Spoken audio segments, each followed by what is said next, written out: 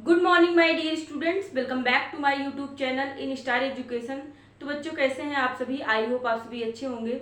बच्चों आज हमारा इंटीजर्स का लेक्चर नंबर 4 होने वाला है, जिसमें आप लोग पढ़ेंगे properties of division of integers. So without wasting time let's start the lecture. इसमें हमको आज के लेक्चर में पढ़ना है properties of division of integers. इसमें हमारा फर्स्ट प्रॉपर्टी है बच्चों, फर्स्ट प्रॉपर्टी है हमारी closure under division. First property है हमारी क्लोजर अंडर डिवीजन। तो बच्चों देखिए, जब भी आप टू इंटीजर्स को डिवाइड करेंगे, ए और बी हमारा यहाँ पर क्या है, ए एंड बी हमारा इंटीजर्स है। तो जब भी आप टू इंटीजर्स को डिवाइड करेंगे तो it is not important that कि आपका जो रिजल्ट आएगा वो एलिमेंट हो आपका इंटीजर्स का, ठीक है। जेड से या फिर आप कह सकते हैं आई से इंटीजर को दिखाया जाता है। यहां पर आप लिखेंगे where A and B are integers, A and B are integers. देखिए बच्चों, आप जब भी टू इंटीजर्स को डिवाइड करोगे तो ये इंपॉर्टेंट नहीं है कि आपको रिजल्ट जो मिले वो इंटीजर ही मिले। वो जो रिजल्ट मिलेगा वो एलिमेंट ऑफ इंटीजर नहीं हो सकता है, इसको कहते हैं नॉट एलिमेंट, ठीक है। तो A divide by B is not element of Z और आई। जेड का मतलब भी इंटीजर होता है, इंटीजर को आप जेड से भी दिखा सकते हैं एंड आई से भी दिखा सकते हैं। तो यही यहाँ पर ये बात क्लोजर अंडर डिवीजन में यही बात होती है कि आप जब भी टू इंटीजर्स को डिवाइड कर रहे हो तो it is not important that कि आपका रिजल्ट जो आ रहा है वो आपका इंटीजर भी हो सकता है या फिर अदर देन कुछ भी हो सकता है। और यहाँ पर ए एंड बी आपके क्या होंगे, इंटीजर्स होंगे। ओके, चलिए एक एग्जांपल से इसको समझते हैं। एग्जांपल नंबर 4 देखिए, 8 डिवाइड बाई -4। तो यहाँ पर आपको क्या रिजल्ट मिल रहा है, यहाँ पर आप डिवाइड करेंगे तो -2 रिजल्ट में मिलेगा। अगर यही बच्चों -16 डिवाइड बाई 20 कर दिए जाए तो क्या हो जाएगा, तो आप इसको लिखेंगे 16 डिवाइड बाई 20, 4 जा 16, 4 5 जा 20, माइनस यहाँ पर इसके साथ लगा था सॉरी, तो -4/5। तो यहाँ पर देखिए आप लोगों ने टू इंटीजर्स का डिवाइड किया, बट रिजल्ट हमको क्या मिल गया, रिजल्ट हमको यहाँ पर एक फ्रैक्शन मिला। और इस वाले में क्या हुआ, इस वाले में टू इंटीजर्स को डिवाइड किया तो इसमें हमको रिजल्ट इंटीजर मिला। तो ये इंपॉर्टेंट नहीं है कि रिजल्ट आपको इंटीजर ही मिले, रिजल्ट आपको इंटीजर के अलावा फ्रैक्शन भी मिल सकता है। तो ये प्रॉपर्टी ये बताती है जब भी आप टू इंटीजर्स को डिवाइड करोगे तो it is not important that result is integer. Okay, चलिए इसको इरेज करते हैं, नेक्स्ट प्रॉपर्टी देखेंगे, प्रॉपर्टी नंबर 2 हमारी, इसको यहाँ इरेज कर देते हैं। बच्चों प्रॉपर्टी नंबर 2 है हमारी कम्यूटेटिव प्रॉपर्टी, तो उसको देख लेते हैं। Property number 2 commutative property. This property says that when two integers are divided, a divided by b, then b divided by a। जब भी आप two integers a and b का डिवाइड कर रहे हैं and b divide by a कर रहे हैं, यानी क्या कर रहे हैं, ऑर्डर यहाँ पर चेंज कर दे रहे हैं, तो आपका रिजल्ट क्या होगा, ये आपस में इक्वल नहीं होंगे। ये प्रॉपर्टी क्या बताती है, a divide by b is not equal to b divide by a, where a and B integer. जहां पर ए एंड बी आपकी क्या है, इंटीजर है, तो आप जब भी ए डिवाइड बाई बी कर रहे हैं एंड उनका ऑर्डर चेंज कर दे रहे हैं, बी डिवाइड बाई ए कर रहे हैं, तो रिजल्ट आपको सेम नहीं मिलेगा, आपको रिजल्ट अनइक्वल मिलेगा। चलिए इसको एक एग्जांपल से देखते हैं।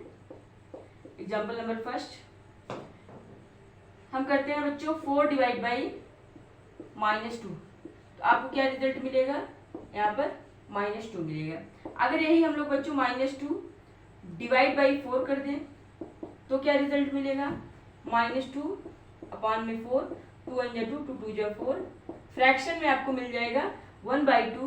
तो आप कह सकते हैं 4 divide by -2 is not equal to -2 divide by 4। Okay, तो आप कहेंगे यहां पर एक पॉइंट लिखेंगे आप लोग, डिवीजन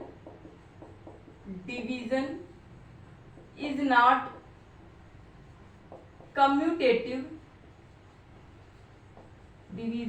कम्यूटेटिव, फॉर इंटीजर्स। ठीक है, नेक्स्ट प्रॉपर्टी नंबर 3 है हमारी, थर्ड प्रॉपर्टी है हमारी डिवीजन बाई 0।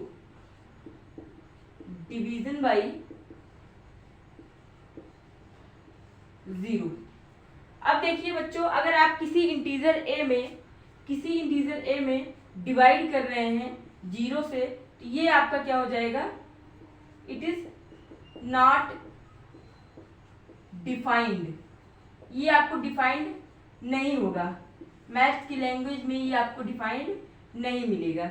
जबकि यहाँ पर ए क्या है, वेयर, यहाँ पर आप आगे लिख लेंगे वेयर ए इज इंटीजर,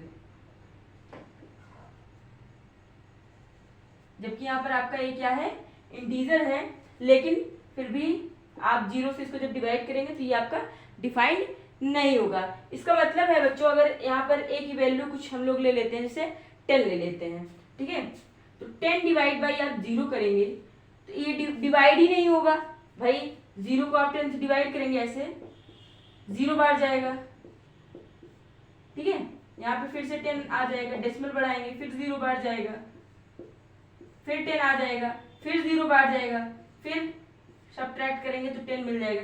तो आप ऐसे सब्ट्रैक्शन करते जाएंगे, आपको हमेशा रिमाइंडर 0 मिलेगा और क्वोशिएंट 0.00 मिलता जाएगा, बट आपका ये डिफाइंड नहीं होगा। इसीलिए जब भी आप किसी इंटीजर को 0 से डिवाइड कर रहे हैं तो इट इज नॉट डिफाइंड, ठीक है, तो वो आपका डिफाइंड नहीं होगा।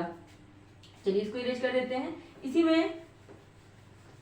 में बच्चों एक पॉइंट और आता है, अगर 0 में आप किसी इंटीजर से डिवाइड कर रहे हैं, 0 डिवाइड बाई ए कर रहे हैं, तो आपको रिजल्ट क्या मिलेगा, 0 मिलेगा, वेयर